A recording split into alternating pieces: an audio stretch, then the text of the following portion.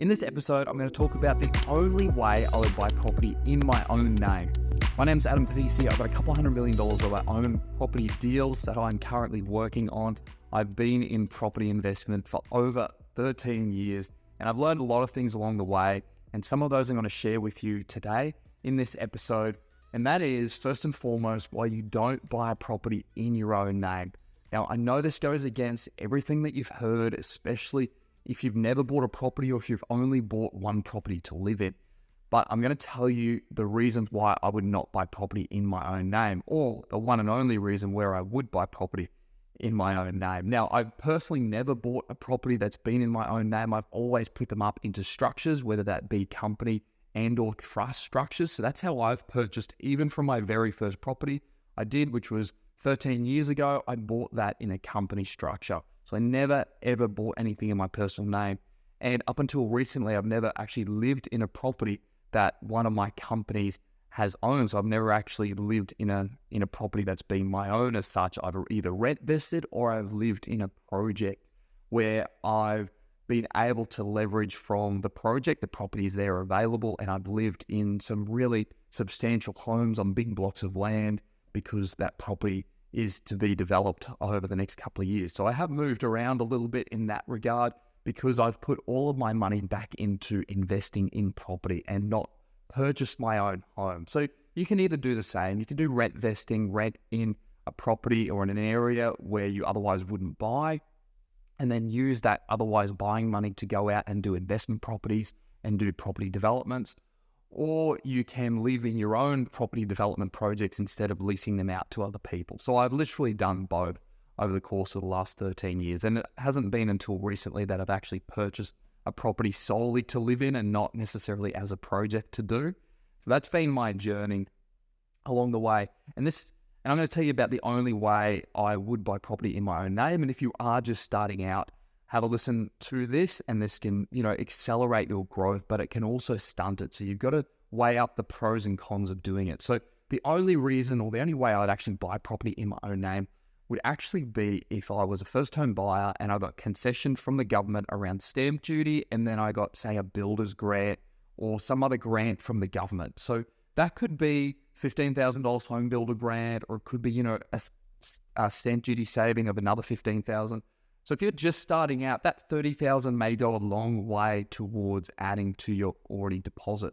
So that would be one reason why I'd buy it in my own name. I'd leverage from those other grants that the government's giving me. I mean, you don't say no to free money. If the government's giving you money to buy your first home, you take advantage of that, especially when you're starting. Now, the reason why I didn't take advantage of that is I didn't want the $30,000 that the government was giving me.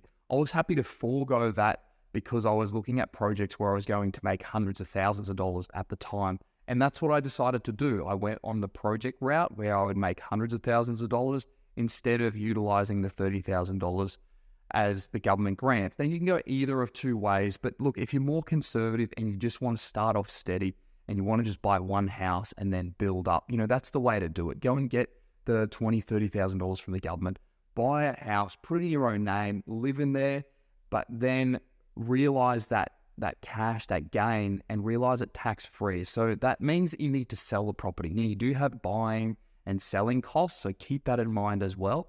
And that's the real advantage with buying a property in your own name, is that when you sell it, that capital gain is all tax-free. Now, that is a major advantage, but one that can also hinder you with buying property in your own name, which I'm going to explain as well.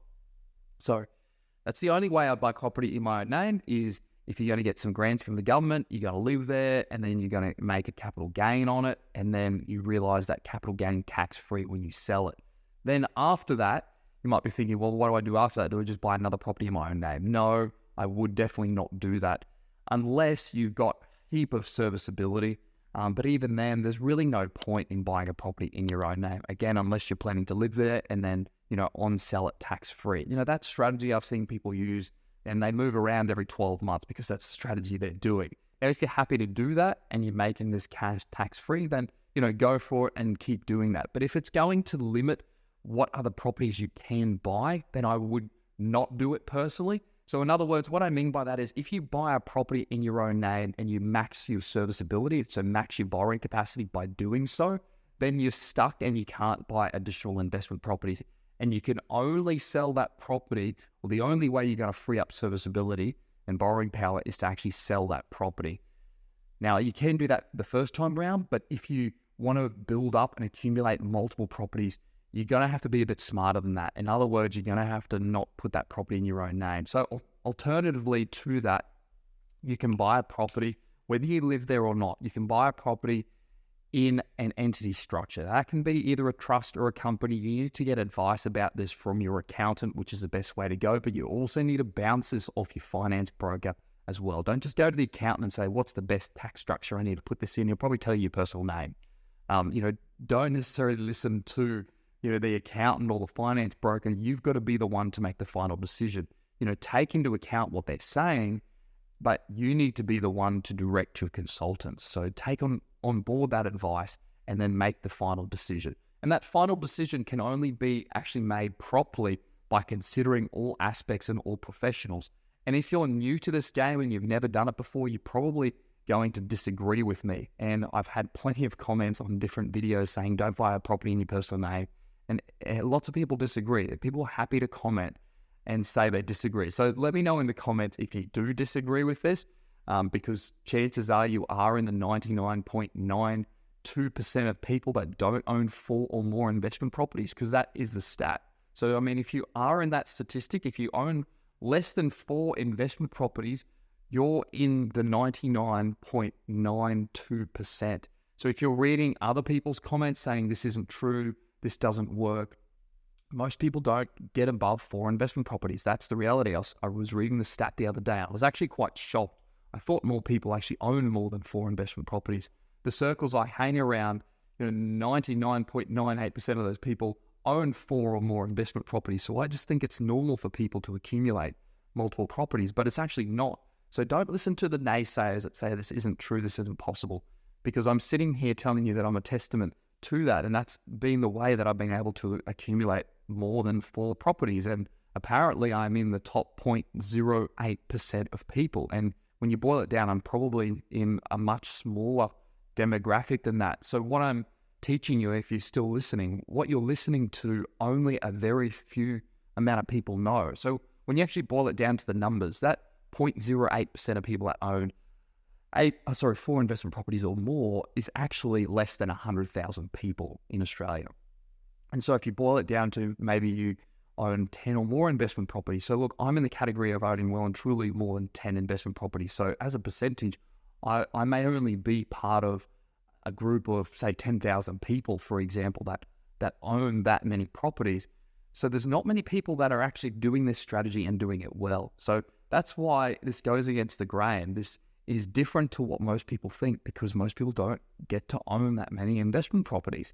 That's just the reality. Most people see property as a home to live in, and they'll pay that mortgage off over 25 or 30 years. That's fantastic for those people. And if you are happy just to own one property, then this isn't for you. But if you want to own more than one property, retire early, quit your job, or make passive income in or through property, listen up, because this will actually change the way you invest, and this is actually going to change the game for you. So let's backtrack to what I was talking about. Now, the alternate to buying a property in your own name is to actually put it into a structure, and a structure being a company or trust or a combination of the two. And again, you need to get advice about this, and you need to make the final decision on what you put this, or what structure you set up for this property purchase. But you set up a property, or you set up a structure, you put that property into the structure, and then you have that property pay for its own expenses. So in other words, it covers the debt, it covers the mortgage repayment, so you don't have to. And then that way you can push that property one side, you don't have to worry about it. And then your financiers also don't look at it as well when you go for the next property loan. Now, the next property loan, you're going to have to put up the deposit again. So you can't just buy property out of thin air. You're going to have to put up some sort of deposit. And whatever your gearing is with your finance, you're going to have to put up, the deposit. If it's 90% loan to value ratio, you're going to have to put up 10% deposit plus stamp duty. If it's 95%, you're going to have to put up 5% plus stamp duty. Me personally, I don't normally go above 80% loan to value ratio. So in other words, I'm going to come up with 20% deposit plus the stamp duty on top of that. That's just how I like to play because 80% is that LMI cutoff for a lot of professions. So I just don't play any further above that 80% on the deals that I do. So every time you buy property, you still need to come up with the deposit as cash, but you need to keep in mind that that cash can be generated from the first investment property. So when you buy your first investment property, you buy it in a structure, the rent covers the mortgage, and then that property grows in value. And if you've done it properly, you should have bought property under market value to start with, which means that you've locked in instant equity, so you're not necessarily relying on the capital growth as much. Now, you want to be buying in high growth locations just as a rule of thumb.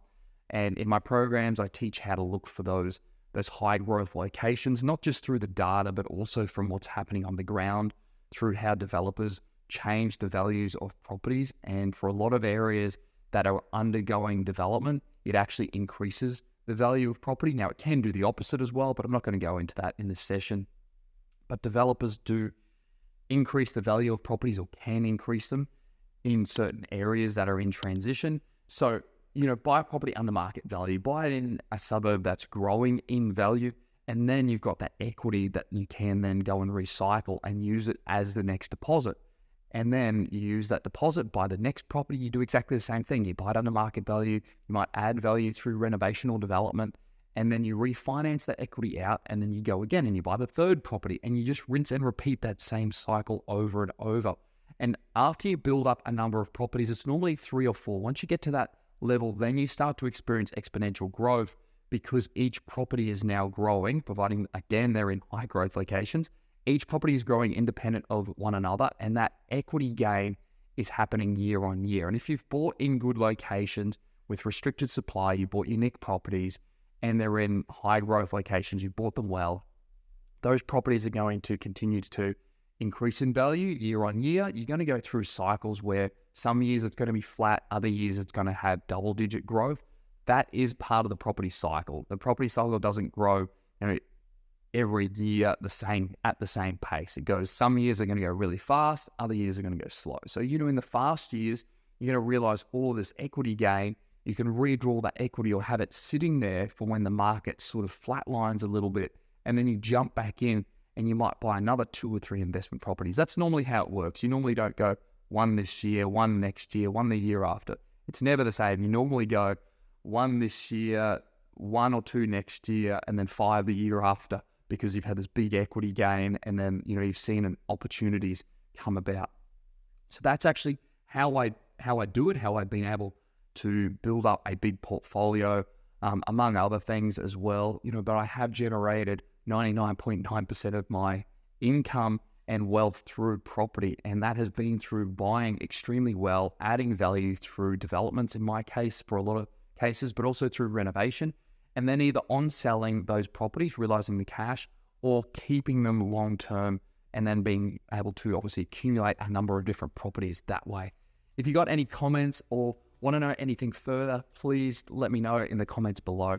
Happy to hear from those, and if there's anything further you want me to clarify, would love to do some more videos around this particular topic, because I know a lot of people disagree with it and don't understand the advantage of not buying a property in your own name and being able to rinse and repeat that serviceability, that borrowing power over and over to build up a big property portfolio. Thanks for watching. Have a good one.